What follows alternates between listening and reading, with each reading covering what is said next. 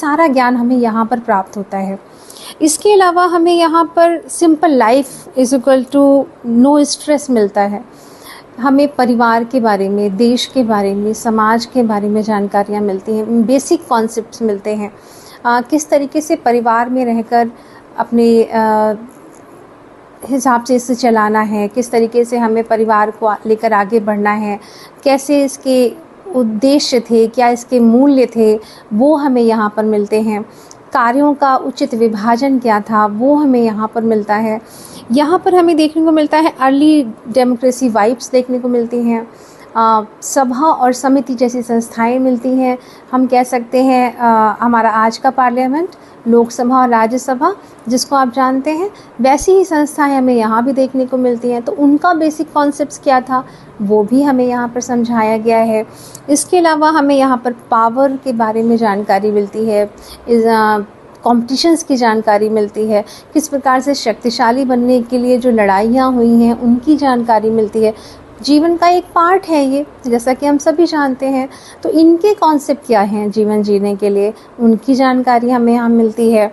हमें यहाँ पता चलता है कि डीप थिंकिंग क्या है, गहराई से सोचने का विचार किस दिशा में जाना चाहिए वो मिलता है। पर्पस क्या है लाइफ का, उसकी क्या थ्योरी है, इसकी जानकारी हमें ऋग्वेदा में मिलती है। हमारा ब्रह्मांड, हमारा देश, हमारा समाज, हमारी व्यवस्था, इसकी हमें पूरा कॉन्सेप्ट की जानकारी कहाँ मिलती है, ऋग्वेदा में मिलती है।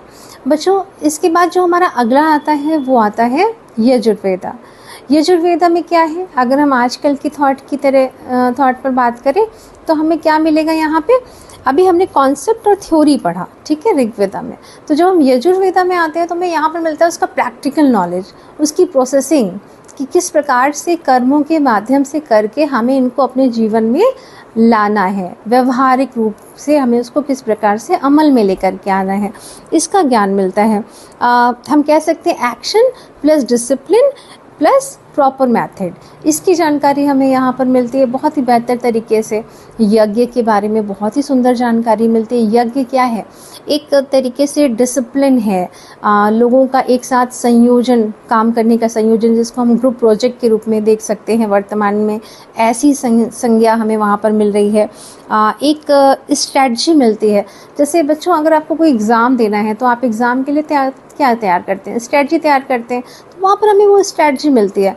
आप जिम जा रहे हैं तो आपको जिम के लिए क्या चाहिए, आपको टेक्निक्स चाहिए ना, कि बेहतर क्या होनी चाहिए। तो ऐसी टेक्निक्स आपको वहाँ पर मिलेंगी। टीम वर्क, कोऑर्डिनेशन हमें वहाँ पर देखने को मिलेगा, जो आपके जीवन